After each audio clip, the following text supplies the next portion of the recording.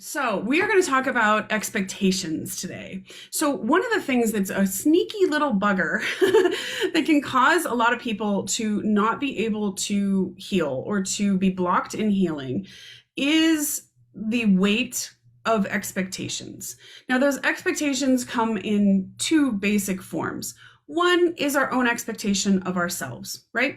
So we can put a lot of, especially if you have perfectionistic tendencies, or if you were brought up in a household maybe where you had extremely high standards and like anything other than those high standards was a failure, right? Okay, so our expectations, if you were brought up into a family that's like that had these high expectations, and then anything other than that tiny little band of what they just defined as what was good is a failure, then you could have really the heavy weight of your own expectations that are holding you down or causing problems for you, or even manifesting as pain and disease. I'm going to tell you in a second about my own expectations and a bit of a rough patch that I went through recently, based on a lot of my own expectations and other people's expectations that I was letting get to me to the point that I actually got sick. Talk about that in a second. The second thing of expectations we can have is certainly other people's expectations, right?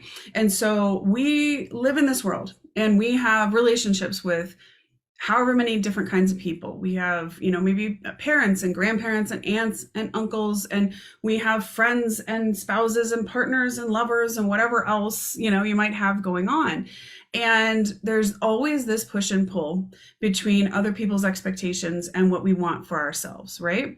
And unfortunately, it often is the combination of these two things. So believing that you have to meet these incredibly high standards, and then if you connect those high standards to meeting other people's expectations all the time, and if you don't, you're a failure, whatever, those two things become a weight that can really block you from healing. And I will say, I have worked with people who were really sick. I do a lot of work with people that are going through cancer or cancer treatments. And I have worked with quite a few people, even going through cancer treatments, that they weren't allowed in their own minds to put things down. Like, if I don't keep going, who else is going to do this? Well, somebody's probably going to, because, and a lot of that can contribute to the manifestation of disease. If you're constantly feeling, for instance, that you are not supported in your life, right? Then that's going to contribute to the disease that might manifest. If you are constantly feeling that you're under pressure, you may be getting like a lot of shoulder pains because you're carrying this stuff so much. Or you could start having things like herniated discs, or when the disc, what do you call that? The discs are squished down, stress fractures, those kinds of things can show up. But I have honestly had people that are going through cancer treatments and they're like, well, yeah, I know, but I need to keep going because who else is going to do it?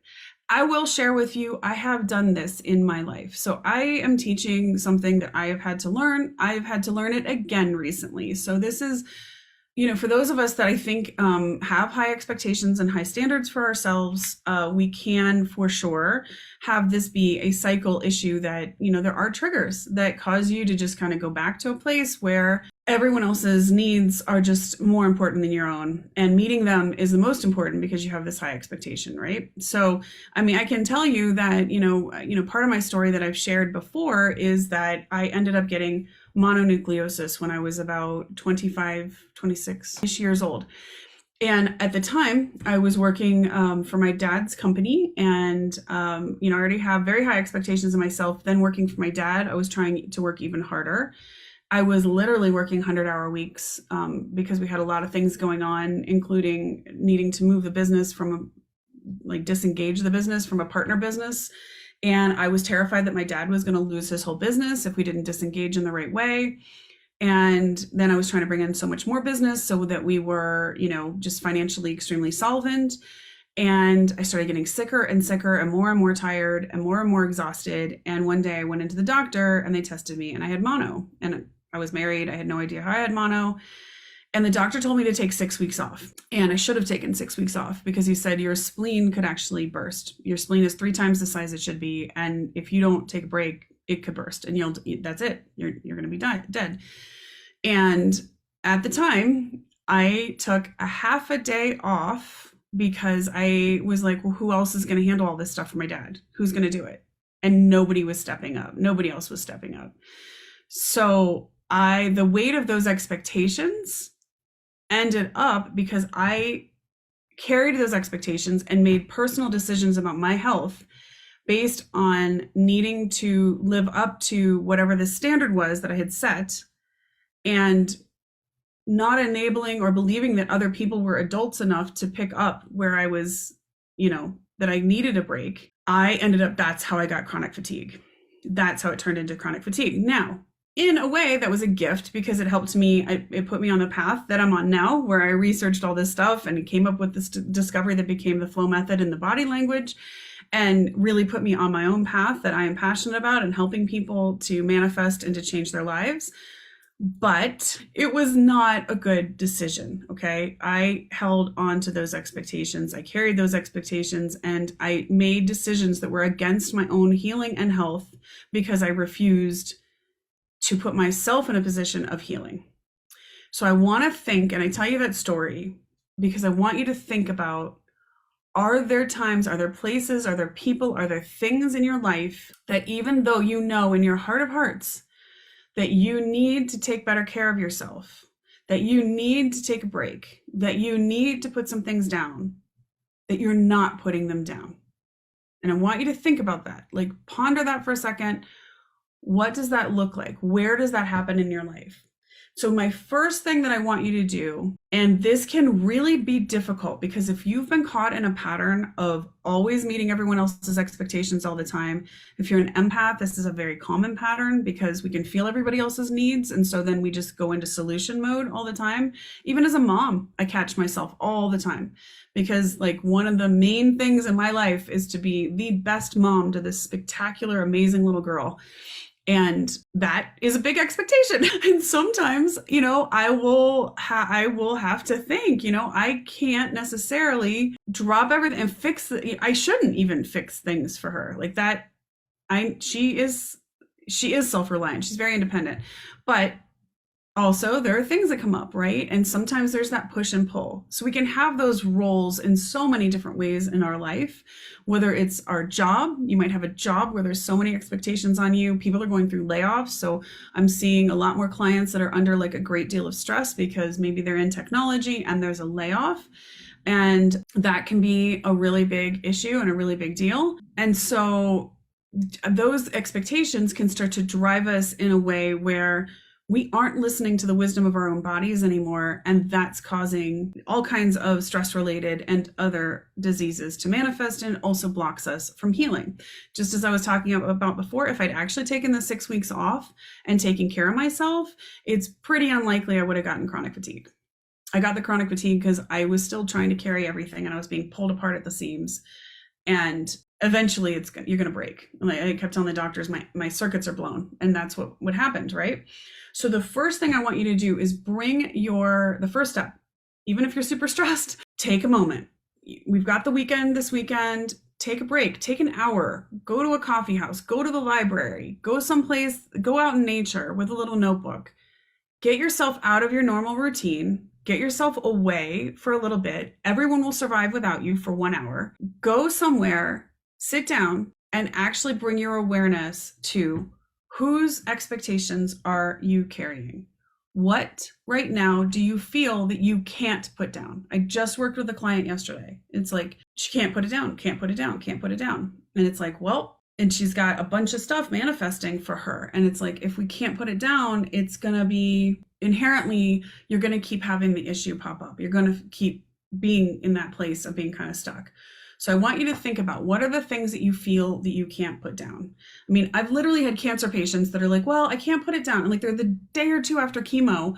And like the one lady was like, a church volunteer. And she's like, well, if I don't go and I don't sort the clothes, like today, who's going to sort the clothes? Well, either someone else is going to sort the clothes or it's not going to get done, and they're going to actually appreciate you and the fact that you're doing all this. But maybe the day after chemo, you get to rest. You get to take care of yourself. You get to restore yourself. And if you are feeling good, she's like, well, if I'm feeling good, couldn't I just go do it? Yeah. Also, if you are feeling good, maybe you could go do something just for yourself. that's loving and caring. And maybe you go get yourself an ice cream cone, take yourself out to a nice lunch that you enjoy. Maybe it doesn't have to be for somebody else's stuff, you know? And so that's where people can get really stuck in this healing process. So what is it that you think that you cannot put down? That, no, I couldn't put this down right now. What would happen if I put this down right now? Okay. And again, we can have a lot of people who are in caretaker roles, and that can be really difficult. You know, I certainly work with people that are in caretaker roles, and how do I put it down? The problem is, guys, if we don't put stuff down and we keep just going, you will go to burnout. You will start manifesting things that are not going to be good. Now, the second thing is I want you to look at your list. Actually, I'm going to give you a second thing. The second thing is I want you to start to think about, where did you get the expectations from? Okay. So when you are doing things that you think are expected of you, that you're like, I can't put this down, or I need to keep doing this, or I can't stop, or, you know, everybody needs me, whatever it is. I want you to notice, what are the words that you're telling yourself when you are doing that? What are you saying, you know, about that? And that might be like, well, if I don't do it, nobody else is going to do it, right? Or if I don't do it, everybody's going to get mad at me. Or if I don't carry this, you know, this is all going to fall apart. Whatever it is, right? We can have these things that run through our minds over and over again that are attached to expectations. So take a moment, just journal on it. One of the things that might be easy to do is think about an actual scenario that you're dealing with, and what are you saying about not putting it down? And, you know, I've talked about this before, but I had a client a few years ago, and she was just an amazing person. She was a caretaker for like her dad or uncle, and she'd been a caretaker multiple times, and like nobody else in her family would help. And she was just stressed to the point she just wasn't taking good care of herself. She was never getting time to be able to work out. She was never getting time to be able to meditate. And it was just, she was running around like, you know, super hectic. And one of the things she kept saying is, I need a break. I need a break. I need a break. And I was like, please be careful, because when you say you need a break, you know, you're going to get it one way or another. And unfortunately, she was up and she was like painting the ceiling, and she was up on a ladder, and somehow, literally, she didn't know how, she fell off and she broke her leg. And so finally she had a break, right? She actually got a break, because with a broken leg, you know, even then her family, I think, expected her to keep staying in the caretaking position, which was another thing we needed to work on, and cutting some time with some family members. But even then, like, now she did have a break, and she had a legitimate, quote unquote, reason to take a break. And so for lots of us that have this kind of pattern in our lives, you know, it's like we can't take a break just because it's good for us. We can take a break only when we're like literally face down in the ground into the ground, and we can't move anymore. And that's the place that I want to help you guys not go to. That is a place that I personally have gone to multiple times. And so I am really telling you guys, this is what I have to implement in my own life all the time. Okay. So what are the words that you tend to say when somebody says, well, you know, couldn't you just, you know, maybe take a half an hour off, take a half day off? Couldn't you just? What comes after that? Okay. What are the expectations that come after that? Okay. And then also think about, what do you say to yourself when you want to make changes in your life that you think other people are going to have a big old judgment on? And that judgment is expectation as well. Okay. Because what we start to worry about is, well, what do these people think of me? What do they expect of me? Right. So I want you to think about, like, when you're making a big change. So for those of you that are going through healing things right now, that are having to make decisions on medical treatments, right? One of the things you can get caught in is the expectations of everyone around you on how you approach your medical treatments, the expectations of the doctors and nurses on how you approach your medical treatments. And I used to do talks for big healthcare systems. And one of the things that I talked about and was trying to teach the hospital systems on is how important it is that the doctor is, or nurse, and really everybody in the facility is fully supportive of the patient, because it's like giving somebody a placebo. That, you know, when we think about placebo, somebody takes a placebo and they believe that it's going to work, and so it works. If the doctors and nurses and other people are engaging with them in a positive and supportive way, It's like giving them a placebo pill. It's making that patient so much more likely to heal. And statistically, there's so much data on it, it's amazing. However, if the doctor or the nurses or anybody else engaging in their care, or even friends and family, are giving them signs that they don't believe in them, they don't support them, that they think their decisions are wrong, that's basically like a poison pill. It actually sends a message to you that you aren't going to heal in that situation, or you are making bad decisions. There's even like a really interesting study that even a raised eyebrow from a doctor when you tell them something actually impacts whether or not you get healed in that situation. Okay. So that's how important it is that we pay attention. So if you are going through making decisions on your own medical treatments and how you engage in these things, okay, maybe you have people in your life that are like, acupuncture, that's so woo-woo and that's not going to work and blah, blah, blah. And eventually it starts to get to you. Or again, making a treatment plan for yourself, whether it's chemo, radiation, whether it's adding in some complementary modalities, those kinds of things. When we are trying to make those decisions and aren't necessarily in our own bodies and are instead in the minds and feelings of everyone else, you aren't making empowered decisions, and it can have a very big impact on whether or not you heal in a situation. Okay. So I want you to think about, like, are those things? Who do you have in your sphere right now that have expectations and thoughts and judgments on you that are impacting you on the decisions you need to make for your own well-being and your own health? Okay. So identify those people. So, and I want you to think about now when you look at those things, first, look at the words that you use when somebody says, put this down, or you are, when you start to think about trying to make a change to some expectation. You've just written down those words in kind of step one. I want you to take a look at them. Where did they come from? Can you identify the people or the person in your life or the media source or whatever it is that gave you that expectation? Where are you saying the exact same thing that maybe was said to you when you were a kid, or maybe that you had modeled for you, right? And so those things, when we take a look, when we start to use those words that were said to us, when we, there may have been a situation. For instance, I work with a lot of empaths, obviously, and a lot of time empaths, when they finally try to set a healthy boundary for themselves so that they're not going to burn out because they're at the point of like, they can't take on everyone's problems all the time and fix everyone's problems and be like a vending machine of goodness that just people come up and they just, put a dime in and expect to get out $400 worth of energy. And eventually they're left with like the one treat that nobody wants in their vending machine. That's a description that probably a lot of people would relate to. I work with a lot of people, like that, and they're at the point of burnout, right? Where they've maybe said when they were a child, hey, or even as a young adult, hey, I literally can't do anymore. I have to put this down. I need some time for myself. I need to go take a walk in the garden. I need to go wherever it might be, right?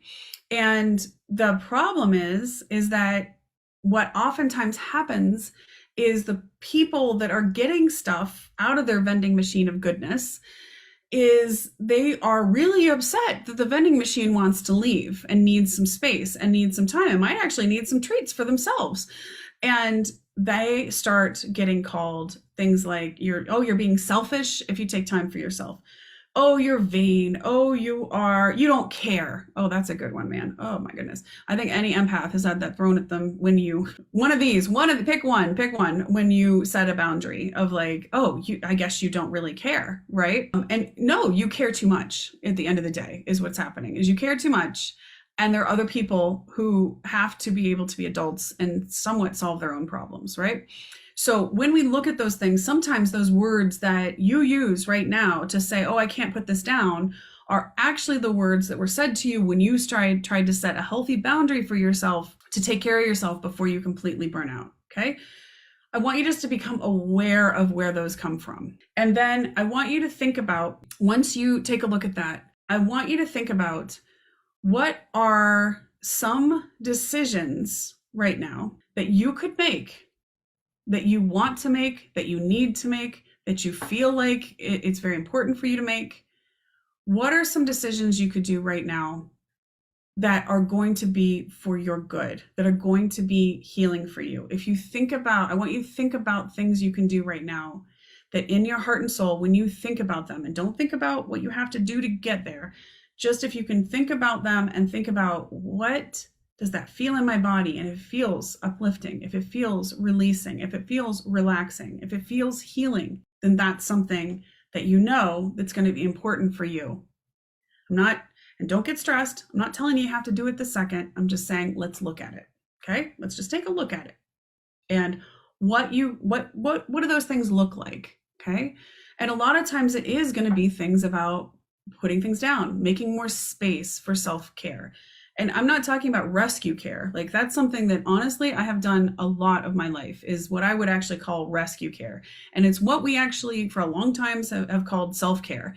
What it really is you're burned out at the point that you actually have to basically just try to bandage yourself by going and getting a massage, or taking, 45 minutes to go take a walk, or whatever it is. That's not preventative care. That's not actual self-care. Like, I'm important and I need to take time for myself first. Okay. That's rescue care. A lot of what we need to look at here, and a lot of where we get blocked on doing these things that are healing for ourselves, whether it's the work in the body language program, whether it's meditating, whether it's taking a walk, whether it's finding joy and going out and doing painting, or whatever it is, a lot of that is blocked because we think we can't put things down because there's all these expectations on us, right? And I will say this can also be driven by people that you may have people in your life that are going to like needle you a lot. So let's just put that to the side for a second. What things would you like to do that you know would be good for you? Maybe it's that 20-minute walk every morning. Maybe it's getting up in the morning, having a cup of coffee out on your porch. Maybe it's going and getting a weekly massage, whatever that might be for you. What does that look like? Okay. And now when you think about doing those things for yourself, what's the immediate reaction in your body that comes up? What's happening? And if you start to feel, a lot of times what you'll feel is this like close down, like, oh my God, I don't know if I can do that. You kind of like, a lot of times when I ask people this, I'll actually see them like physically. It's as if you think somebody's going to come up and like punch you, and you're just like, I'm going to make myself as small as possible so I'm going to try to protect things so I don't get hit so hard, right? And that just tells you the power of what we think someone else's reactions are going to be. But the problem is, if we're constantly driven by their reactions to us making decisions for ourselves that are going to allow our healing, then it's going to inherently block your goodness, your healing. It's going to block a lot of things in your life, not just healing, but like manifestation in general of better things, right? So I want you to pay attention. What does that feel like? If you thought of yourself, saying, okay, this is my schedule now, and I'm doing this. And I can see a lot of, like, for me as a mom, I have had to figure out, I get up really early in the morning right now, but I've told everybody if they wake up early, I need my half hour of drinking my coffee and doing my morning practice, which is reading an inspiring book, writing out my letter of gratitude and my future journaling, and doing some meditation on how I want the day to go. Those things are essential, I realized, for me to be able to function at a level that actually provides energy and goodness and all the things I want to provide to the people that work with me and to the world and to everyone else. I'm a better mom, I'm a better wife, I'm a better healer because I've done that. But it took me a long time to realize that it was okay for me to say, nope, this is my time. This is my 30 minutes. Everybody can deal for 30 minutes. Okay. So I can see a lot of people, like moms especially, seem to get into that habit, but you can do it. I promise you. Now, next thing is, now that you've identified some things that you know would be for your best for healing, okay, whatever those are, I want you to figure out how can you schedule those. And I want you to schedule those like they are an appointment that you cannot cancel. Cannot. Short of an actual emergency. So what I see a lot of times is when people try to schedule in things for themselves or put things down for like, I need to put this down for a while. I need to have somebody else cover that. And just the relief of not carrying it for a while, right? When they do that, it just they end up putting it in and the intention is good. But the second that they do it, they'll have people like, oh, I really need you. This is an emergency. You've got to handle it. And it's like, no, not necessarily. Is it an actual emergency? And I do mean like 911, like actual emergency, somebody really is in an emergency situation? Or is this a made up emergency where someone else actually could take the ball and be okay, and you don't actually need to stop or drop the thing that you're doing for yourself? Okay. So literally, I want you to schedule these in and make them something that, unless it's an actual emergency, you don't, they're non-negotiable. This is non-negotiable time for you, for your healing, for your betterment. Okay. So now what I want you to look at, the next thing to look at is, you're going to obviously have people who are like reacting, as I say, coming up with like drama to pull you back in. Also, there's going to be situations where you're like, well, if I put it down, who else is going to do it? Nobody else is going to do it. Well, one, it might just not get done. And if it's something that is not an actual like life or death situation, then maybe allowing other people in your life to see that it's not getting done may help them to see how much you've been carrying all this time, that you're just doing all these things. Because what ends up happening is that a lot of times when people in your life have expectations of you and you keep fulfilling these expectations, even if they're adults and could handle these things themselves, whatever it is, they become entitled to it. They just think it's, well, this is just what she does. This is what he does. They just do this for me. I don't even have to think about it. This is just what's done. And so when you finally say, I'm putting it down, and you let it go, they sometimes see how much was actually being done by you.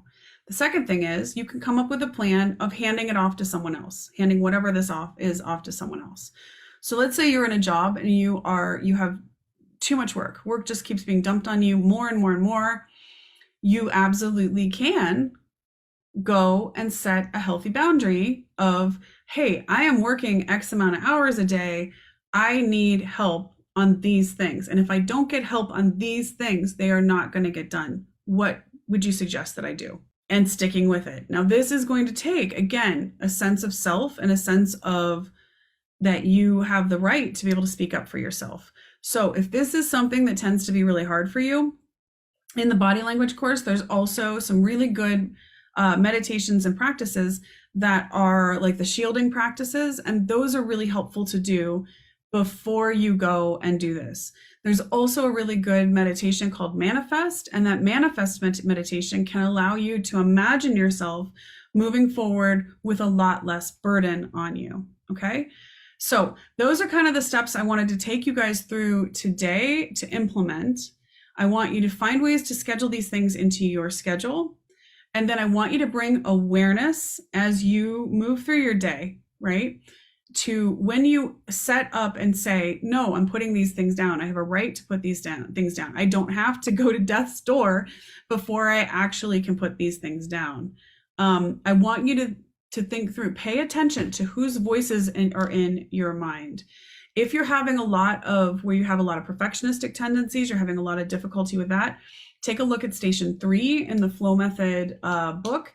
That can help you a lot with any kind of sense of difficulty or self-worth issues that might be showing up. But yes, and I will say, I was going to talk about this at the beginning and I kind of forgot. So this is something that's very present for me. Not only have I had a lot of clients that this has been showing up for, but for me, this was really showing up. So in the last couple of months, I've been growing some new things, doing some new things. And on top of it, I